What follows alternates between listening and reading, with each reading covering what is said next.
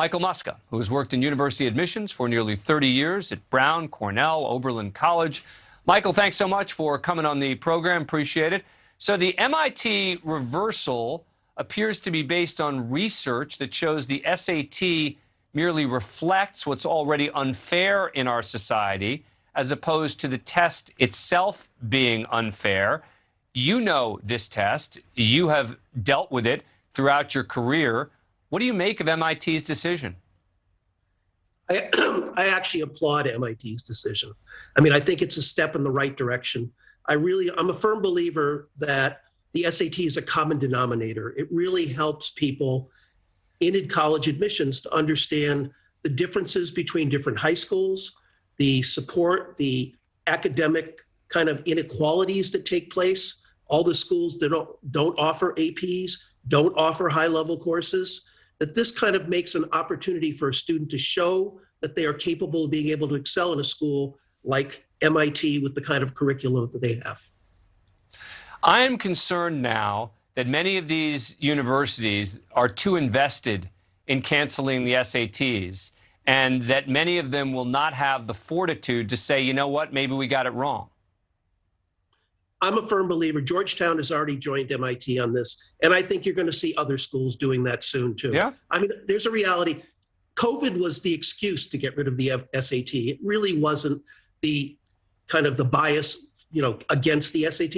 It was COVID took place, kids couldn't take the test, so because of that, we shouldn't use it. Now that things are becoming back to normal, I think you're going to see the Ivy League schools, for example, probably go back to accepting the SAT and the ACT as part of their admissions process.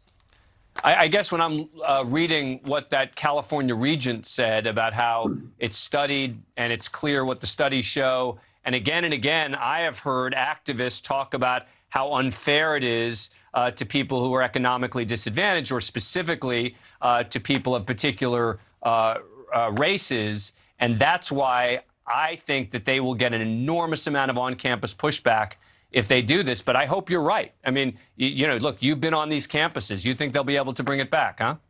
I think, again, it's going to depend on the campus.